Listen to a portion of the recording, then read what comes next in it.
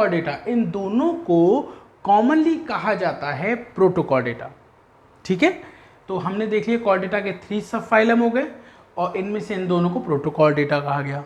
ठीक है, यहाँ तक बात क्लियर हो गई होगी। अब हम आगे बढ़ते हैं।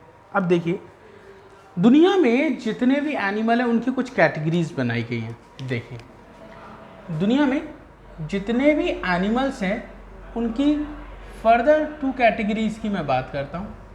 भाई एनिमल या तो सिंगल सेल का बना होगा या बहुत सारी सेल का बना होगा। मतलब अगर सिंगल सेल का बना हुआ एनिमल है तो उसे हम बोलते हैं यूनिसेल्युलर एनिमल। क्या बोलते हैं? Unicellular animal. और अगर एनिमल में बहुत सारी सेल्स हैं तो उसे हम बोलेंगे मल्टी सेलुलर एनिमल। क्या बोलेंगे बेटा? मल्टी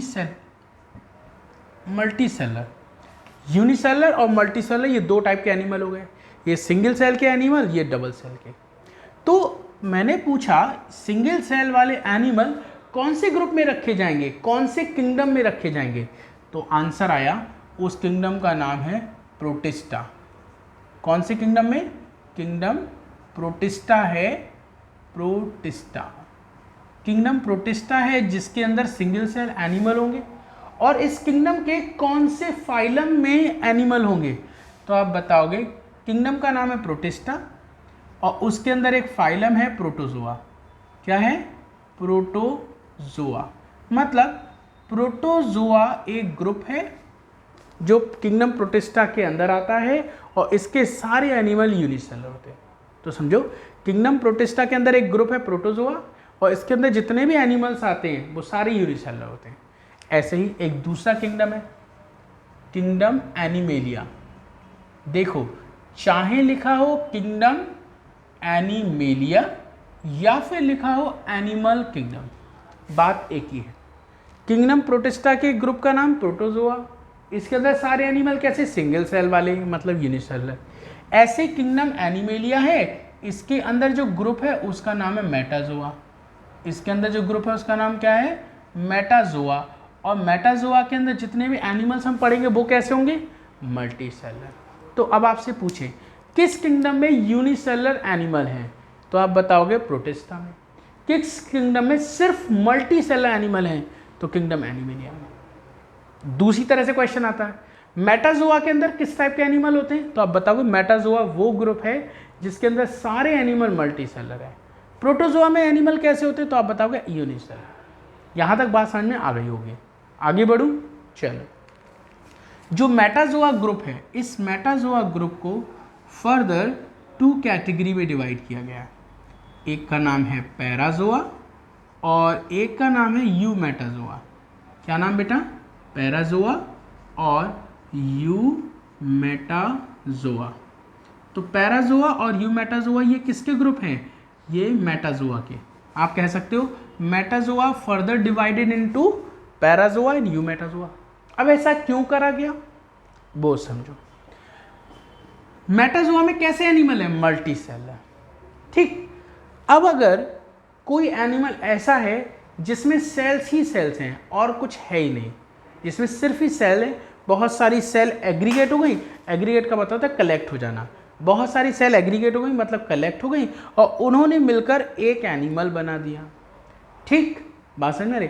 सेल के एग्रीगेशन से, सेल के कलेक्ट होने से, केवल सेल ही सेल हो उसमें, उससे जो एनिमल बनेगा उसे हम रखेंगे पैराजोआ में। तो इसमें कौन से एनिमल आएंगे?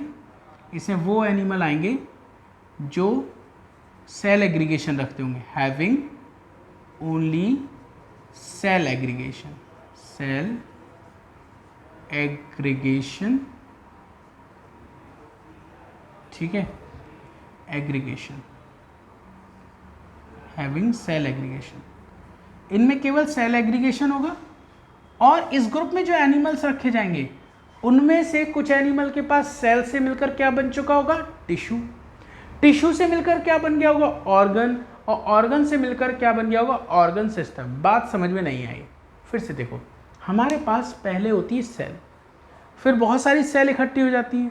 पहले अगर सेल है तो वो हो गया यूनिसेलुलर, फिर बहुत सारी सेल इकट्ठी हो गई तो मल्टी सेलुलर, और उन मल्टी सेलुलर का भी एक ग्रुप होता है पैराजोआ।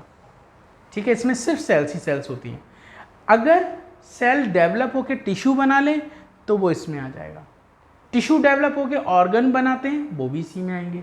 ऑर्गन डेवलप होकर ऑर्गन सिस्टम बनाएंगे वो भी इसी में आएगा। तो इस ग्रुप में कौन से एनिमल रखे जाते हैं? इसमें वो एनिमल रखे जाते हैं जिनके पास टिश्यूज होते हैं, जिनके पास ऑर्गन होता है या फिर ऑर्गन सिस्टम होता है, और एंड लिख देता हूं, एंड ऑर्गन सिस्टम। ठीक है, तो इसके अंदर इस टाइप के ऑर्गेनिज्म होते हैं। अब आपसे एग्जाम्पल पूछेंगे, एग्जाम्पल बताइए। तो आप बताओगे ये जो टोटल 11 फाइलम मैंने पढ़ाए थे, इसमें से जो फर्स्ट वाला फाइलम है उसका नाम है पॉरीफेरा। क्या नाम बेटा? पॉरीफेरा। तो इसमें कौन सा फाइलम आएगा? पॉरीफेरा। और पॉरीफेरा के बाद सीलेंट्रेटा से लेकर कॉर्डेटा तक जितने भी फाइलम है वो इसमें आएंगे। फिर आपसे पूछेंगे ऐसा क्यों?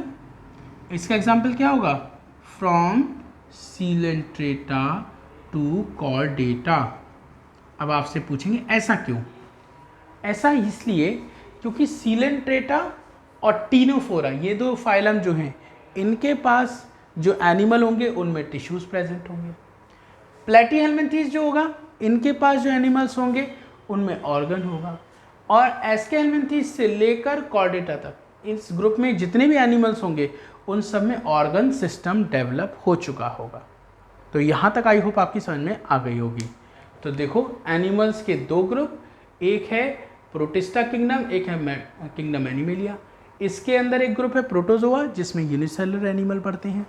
इसके अंदर एक ग्रुप है मेटाजोआ जिसमें मल्टीसेलुलर एनिमल पढ़ते हैं। ठीक है, अब देखो मेटाजोआ के दो ग्रुप पैराजोआ और यूमेटाजोआ। पैराजोआ में हम पढ़ते हैं पॉरीफेरा और यूमेटाजोआ में पढ़ते हैं सीलेंट्रेटा से लेके कॉर्डेटा। ऐसा क्यों आप बताओगे? पॉरीफेरा में सिर्फ वो एनिमल होते हैं जिनमें सिर्फ सेल्स का एग्रीगेशन होता है, ना उनमें टिश्यू होते हैं, ना उनमें ऑर्गन होता है, ना ऑर्गन सिस्टम होता है। लेकिन इसमें टिश्यू, ऑर्गन, ऑर्गन सिस्टम सब कुछ प्रेजेंट होता है। यहाँ तक आई होप आपको चीज़ें क्लियर हो गई होंगी। ठीक है, अब इसके आगे हम आपको आगे पढ़ाएंगे। ठीक है।